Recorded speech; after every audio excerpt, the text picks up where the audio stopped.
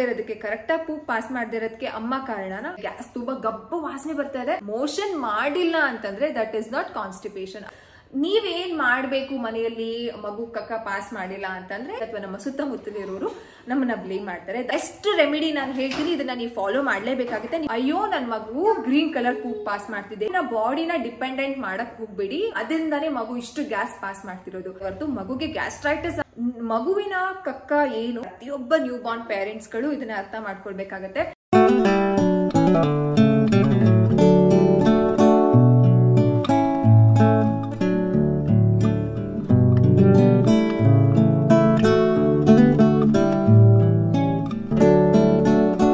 ಮಗು ಹುಟ್ಟಿದ ಮೇಲೆ 1 ವಾರ 2 ವಾರದವರೆಗೂ ದಿನಾಗ್ಲೂ ಮೋಷನ್ ಮಾಡ್ತಿದ್ರು. 1 ವಾರ ಆಯ್ತು, ಅದಾದ್ಮೇಲೆ 7 ದಿನ 8 ದಿನ ಆದ್ರೂ ಪಾಸ್ ಮಾಡಲ್ಲ. ಅಂಡ್ ಮಗುಗೆ ಕಾನ್ಸ್ಟಿಪೇಷನ್ ಆಗ್ಬಿಟ್ಟಿದೆ. ಮಗು ಪೂಪ್ ಪಾಸ್ ಮಾಡುವಾಗ ಕಕ್ಕ ಪಾಸ್ ಮಾಡುವಾಗ ತುಂಬಾ ಮುಕ್ಕಿರಿತಾರೆ, ಅಳ್ತಾರೆ. ಇದೆಲ್ಲ ಪ್ರಶ್ನೆಗಳು ನನಗೆ ಪ್ರತಿದಿನ ರಿಸೀವ್ ಆಗುತ್ತೆ. ಅಂಡ್ ಆಲ್ಸೋ ಕಾಮೆಂಟ್ ಸೆಕ್ಷನ್ ಅಲ್ಲೂ ಮಗುಗೆ ಕಾನ್ಸ್ಟಿಪೇಷನ್ ಆಗ್ಬಿಟ್ಟಿದೆ, ಮಗುಗೆ ಕಕ್ಕ ಪ್ರಾಬ್ಲಮ್ ಆಗ್ಬಿಟ್ಟಿದೆ, ಮೋಷನ್ ಪ್ರಾಬ್ಲಮ್ ಆಗ್ಬಿಟ್ಟಿದೆ, ಮೋಷನ್ ಪ್ರಾಬ್ಲಮ್ ಅಂತ ತುಂಬಾ ಕನ್ಫ್ಯೂಷನ್ಸ್ ಇದೆ. ಇದು ಮೋಷನ್ ಪ್ರಾಬ್ಲಮ್ ಯಾಕೆ ಮಕ್ಕಳು ಇನಿಷಿಯಲಿ 1 ವಾರ ಅಂತ ನಾವು ತಗೊಂಡ್ರು ಕರೆಕ್ಟ್ ಆಗಿ ದಿನಾಗ್ಲೂ ಕಕ್ಕ ಪಾಸ್ ಮಾಡ್ತಾರೆ.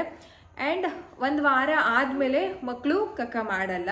ಈ ಎಲ್ಲ ಪ್ರಶ್ನೆಗಳಿಗೆ ಇವತ್ತಿನ ವಿಡಿಯೋದಲ್ಲಿ ನಾನು ಉತ್ತರ ಕೊಡ್ತೀನಿ. ದಿಸ್ ಇಸ್ ವೆರಿ ಇಂಪಾರ್ಟೆಂಟ್ ಒಂದು ಟಾಪಿಕ್ ಆಗಿರುತ್ತೆ. ಪ್ರತಿಯೊಬ್ಬ ನ್ಯೂ ಬಾರ್ನ್ ಪೇರೆಂಟ್ಸ್ ಗಳು ಇದನ್ನ ಅರ್ಥ ಮಾಡ್ಕೊಳ್ಬೇಕಾಗತ್ತೆ. ಕಾನ್ಸ್ಟಿಪೇಷನ್ ಆಗೋದು ನಿಜನಾ? ಕಾನ್ಸ್ಟಿಪೇಷನ್ ಅಂತಂದ್ರೆ ಏನು? ಕಾನ್ಸ್ಟಿಪೇಷನ್ ಆಗಿದ್ರೆ ಮಕ್ಕಳು ಯಾವ ರೀತಿ ಸಿಂಪ್ಟಮ್ಸ್ ಇರುತ್ತೆ ಅದನ್ನ ಎಲ್ಲಾನು ಹೇಳ್ತೀನಿ. ಟು ಸ್ಟಾರ್ಟ್ ವಿತ್, ಮಕ್ಕಳಿಗೆ ಕಾನ್ಸ್ಟಿಪೇಷನ್ ಆಗುತ್ತೆ, ಬಟ್ ಮೋಷನ್ ಮಾಡಿಲ್ಲ ಅಂತಂದ್ರೆ ದಟ್ ಇಸ್ ನಾಟ್ ಕಾನ್ಸ್ಟಿಪೇಷನ್. ಅದನ್ನ ನಾವು ಫಸ್ಟ್ ಅರ್ಥ ಮಾಡ್ಕೋಬೇಕು. ಮಕ್ಕಳು 1 ವಾರದವರೆಗೂ ಹುಟ್ಟಿದಾಗ್ಲಿಂದ 1 ವಾರ 1.5 ವಾರ ಅಥವಾ 2 ವಾರ ಮ್ಯಾಕ್ಸಿಮಮ್ ದಿನಾಗ್ಲೂ ಪಾಸ್ ಮಾಡ್ತಾರೆ. ಅವಾಗ ನಮ್ಗೆ ಖುಷಿ ಆಗುತ್ತೆ.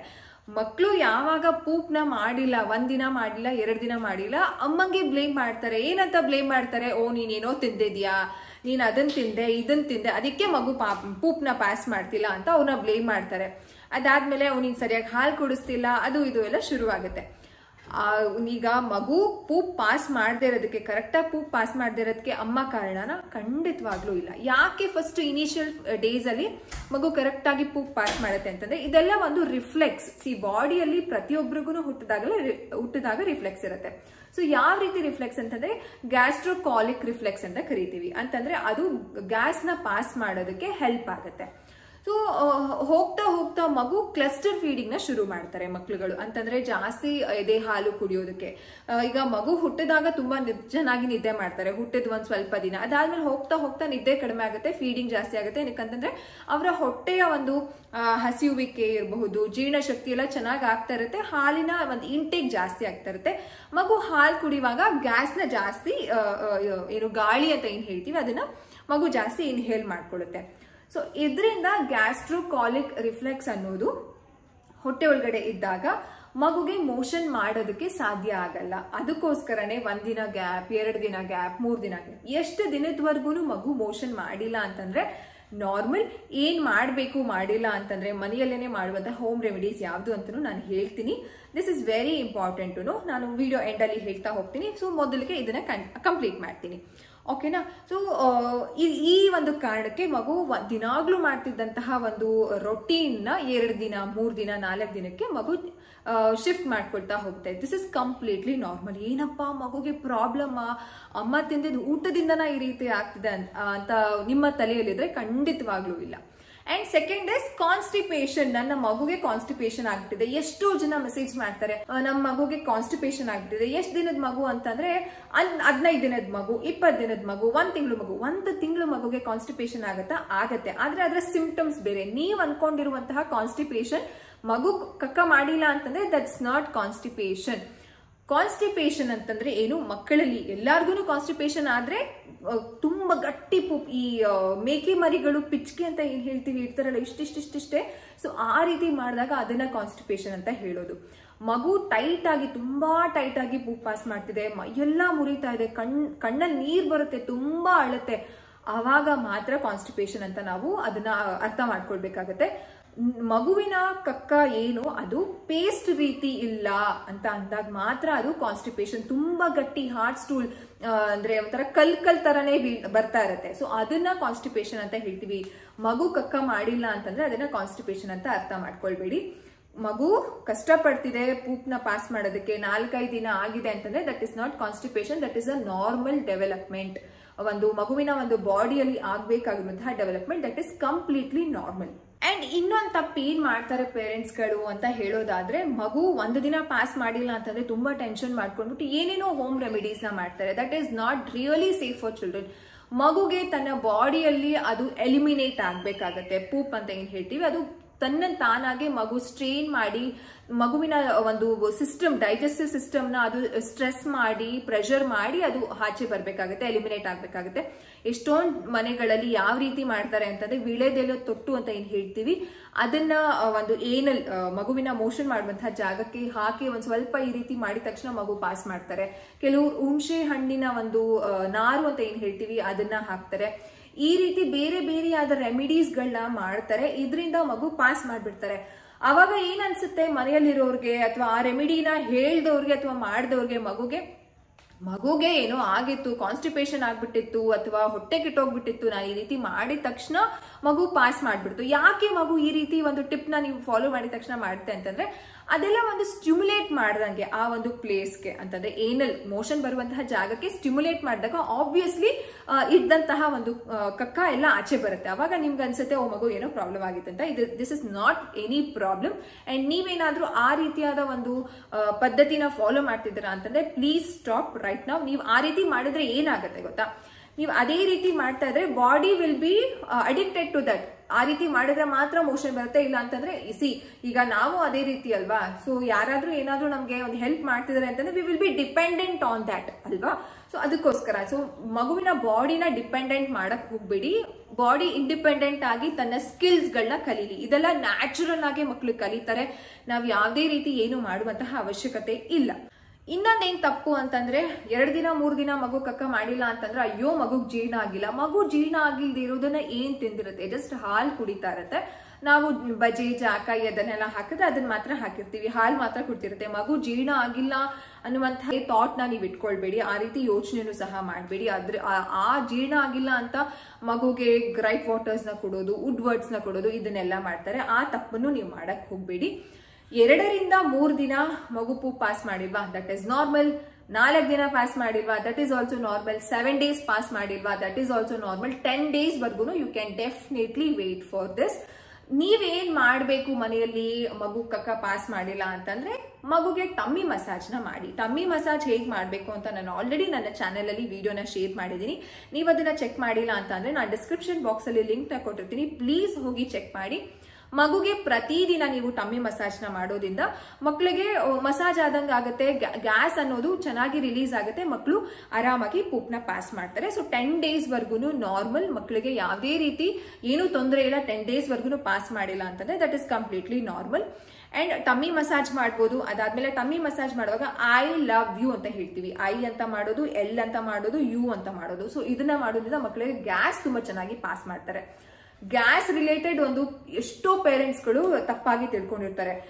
ಗ್ಯಾಸ್ ಜಾಸ್ತಿ ಪಾಸ್ ಮಾಡ್ತಿದೆ, ಗ್ಯಾಸ್ ತುಂಬಾ ಗಬ್ಬ ವಾಸನೆ ಬರ್ತಾ ಇದೆ, ಮಗುಗೆ ಹೊಟ್ಟೆ ಕೆಟ್ಬಿಟ್ಟಿದೆ, ನೀನೇನೋ ತಿನ್ಬಿಟ್ಟಿದ್ಯಾ, ನೀನ್ ಅದ್ ತಿಂದೆ, ಇದ್ ತಿಂದೆ, ಈ ತರಕಾರಿ ತಿಂದೆ, ಆ ಹಣ್ಣು ತಿಂದೆ, ನಾನು ಬೇಡ ಅಂತಂದ್ರು ಇದ್ ತಿಂದೆ, ಅಥವಾ ನೀನ್ ಸರಿಯಾಗಿ ಊಟ ಮಾಡಿಲ್ಲ, ಅದರಿಂದಾನೇ ಮಗು ಇಷ್ಟು ಗ್ಯಾಸ್ ಪಾಸ್ ಮಾಡ್ತಿರೋದು. ಇದೆಲ್ಲ ನಮ್ಮ ಬಾಡಿಯಲ್ಲಿ ಆಗುವಂತಹ ಒಂದು ಇದು. ನಾನು ಅವಾಗ್ಲೇ ಹೇಳಿದೆ, ಮಗು ಹಾಲು ಕುಡಿಯುವಾಗ ಗ್ಯಾಸ್ನ ಅಂತಂದ್ರೆ ಗಾಳಿನ ತುಂಬಾ ಚೆನ್ನಾಗಿ ಇಂಟೇಕ್ ಮಾಡ್ಕೊಂಡಿರುತ್ತೆ. ಸೊ ಆ ಒಂದು ಒಳಗಡೆ ಬ್ಯಾಕ್ಟೀರಿಯಾ ಫಾರ್ಮ್ ಆಗಿ ಮಗು ಗ್ಯಾಸ್ ಪಾಸ್ ಆದಾಗ ಅದು ಸ್ಮೆಲ್ ಬರ್ತಾ ಇರುತ್ತೆ ಹೊರತು ಮಗುಗೆ ಗ್ಯಾಸ್ಟ್ರೈಟಿಸ್ ಆಗ್ಬಿಟ್ಟಿದೆ ಅಥವಾ ಕಾನ್ಸ್ಟಿಪೇಷನ್ ಇಂದ ಮಗು ಗ್ಯಾಸ್ ಬಿಟ್ಟಾಗ ವಾಸನೆ ಬರುತ್ತೆ. No, it is not like that. It is completely normal thing. And ಮಗು ಮೋಷನ್ ಯಾವ ರೀತಿ ಮಾಡ್ತಿದೆ, ಯಾವ ಕಲರ್ ಮಾಡ್ತಿದೆ ಅಂತ ನೀವು ನೋಡ್ಕೊಳ್ಳೋದು ತುಂಬಾ ಇಂಪಾರ್ಟೆಂಟ್ ಆಗುತ್ತೆ. ಯೆಲ್ಲೋ ಕಲರ್, ಗ್ರೀನ್ ಕಲರ್ ಅಂತಂದ್ರೆ ಸ್ವಲ್ಪ brown colour, yellow, green, brown and ಒಂದ್ ಸ್ವಲ್ಪ ಈ ಮೆಂತ್ಯ ಕಲರ್ ಅಂತಾನು ಹೇಳ್ತೀವಿ. ಸೊ ಅದು ಯೆಲ್ಲೋನು ಅಲ್ಲ, ಬ್ರೌನು ಅಲ್ಲ, ಮಿಡಲ್ ಮೆಂತ್ಯ ಕಲರ್. ಇದೆಲ್ಲ ನಾರ್ಮಲ್ ಕಲರ್ ಆಗಿರುತ್ತೆ.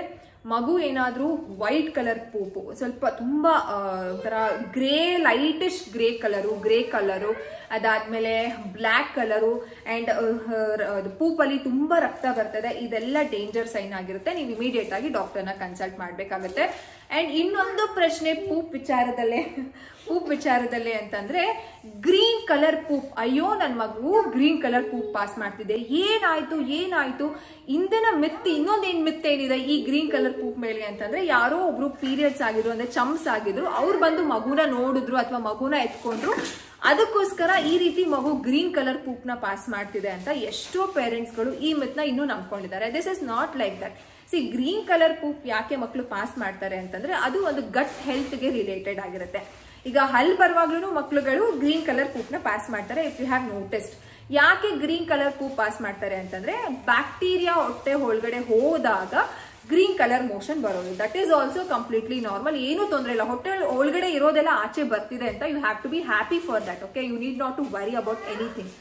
Green colour poop is also normal, nothing to be worried about. I hope ನಾನು ಎಲ್ಲ ಒಂದು ನಿಮ್ಗೆ ಇನ್ಫಾರ್ಮೇಶನ್ ಕೊಟ್ಟಿದ್ದೀನಿ ಅಂತ ಅನ್ಕೊಂಡಿದ್ದೀನಿ. ದಯವಿಟ್ಟು ಕಾನ್ಸ್ಟಿಪೇಷನ್ ನೀವು ಏನೇನೋ ಅರ್ಥ ಮಾಡ್ಕೊಂಡು ತಲೆ ಕೆಡಿಸ್ಕೊಳಕ್ ಹೋಗ್ಬೇಡಿ. ಮಕ್ಕಳು 7 ರಿಂದ 10 ದಿನದವರೆಗೂ ಪೂಪ್ನ ಪಾಸ್ ಮಾಡಿಲ್ಲ ಅಂತಂದ್ರೆ that is completely a normal ಒಂದು ಇದಾಗಿರುತ್ತೆ. ಎಷ್ಟು ರೆಮಿಡಿ ನಾನು ಹೇಳ್ತೀನಿ, ಇದನ್ನ ನೀವು ಫಾಲೋ ಮಾಡಲೇಬೇಕಾಗುತ್ತೆ. ನಿಮ್ಮ ಮಕ್ಕಳು ಪೂಪ್ನ ಪಾಸ್ ಮಾಡಿಲ್ಲ ಅಂತಂದ್ರೆ ಏನು ಅದು ಅಂತಂದ್ರೆ time. Yes, you have to give your child or a baby time. ಅವರ ಬಾಡಿಗೆನೆ ಒಂದು ಅಡ್ಜಸ್ಟ್ ಆಗೋದಕ್ಕೆ ಟೈಮ್ ಕೊಡಿ.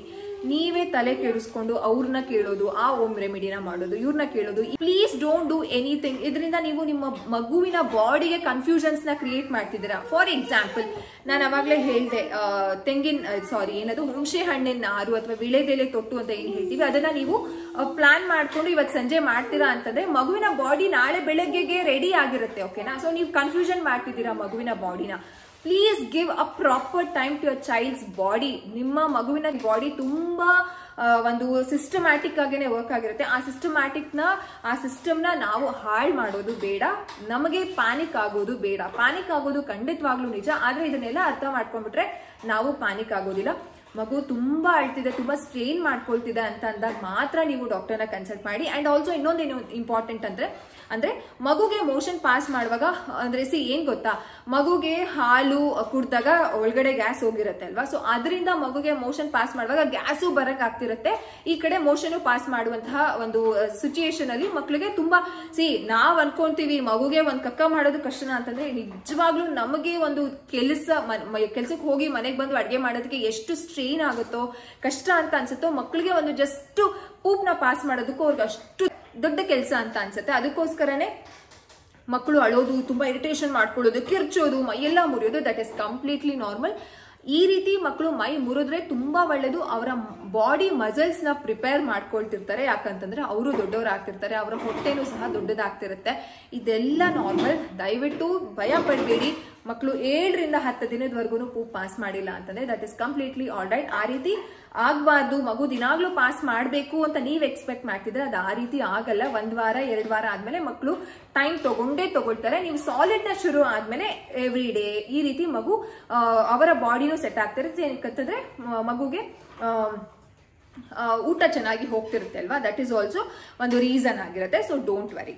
ಇನ್ನೊಂದೇನು ಅಮ್ಮಂದಿರು ಯೋಚನೆ ಮಾಡ್ತಾರೆ ಅಂತಂದ್ರೆ, ನಾನು ಬರೀ ಬ್ರೆಸ್ಟ್ ಫೀಡ್ ನ ಮಾಡ್ತಿದ್ದೀನಿ, ಬ್ರೆಸ್ಟ್ ಫೀಡ್ ಇಂದ ಈ ರೀತಿ ಆಗ್ತಿದೆ, ಅಯ್ಯೋ ನಾನು ಫಾರ್ಮುಲಾ ಕೊಡ್ತಿದ್ದೀನಿ, ನಾನು ಬ್ರೆಸ್ಟ್ ಫೀಡಿಂಗ್ ಮಾಡಿದ್ರೆ ಫಾರ್ಮುಲಾ ಫೀಡಿಂಗ್ ಕೊಡ್ತಿದ್ದೀನಿ ಅಲ್ವಾ, ನಾನು ಬ್ರೆಸ್ಟ್ ಫೀಡಿಂಗ್ ಮಾಡಿದ್ರೆ ಈ ತರ ಕಾನ್ಸ್ಟಿಪೇಷನ್ ಆಗ್ತಿರಲಿಲ್ಲ ಅನ್ಸುತ್ತೆ, ಅಥವಾ ನಾನು ಫಾರ್ಮುಲಾ ಮಿಲ್ಕ್ನು ಕೊಡ್ತಿದ್ದೀನಿ ಬ್ರೆಸ್ಟ್ ಫೀಡಿಂಗ್ ಜೊತೆ, ಅದಕ್ಕೋಸ್ಕರ ಈ ರೀತಿ ಆಗ್ತಿದೆ ಅಂತ ತುಂಬಾ ಕನ್ಫ್ಯೂಷನ್ಸ್.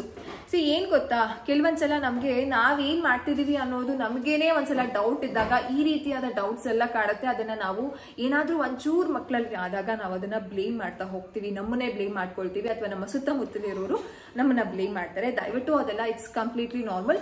ಬ್ರೆಸ್ಟ್ ಫೀಡಿಂಗ್ ಬರೀ ಬ್ರೆಸ್ಟ್ ಫೀಡಿಂಗ್ ಇರುವಂತಹ ಮಗುಗೂ ಈ ರೀತಿಯಾದ ಒಂದು ಮೋಷನ್ ರಿಲೇಟೆಡ್ ಟೈಮ್ ತಗೊಳ್ತಾರೆ ಮೋಷನ್ ಮಾಡೋದಕ್ಕೆ. If you are feeding a formula, that babies also takes time to pass their poop. This is completely a normal thing. ಇದು ಭಯಪಡುವಂತಹ ಅವಶ್ಯಕತೆ ಇಲ್ಲ.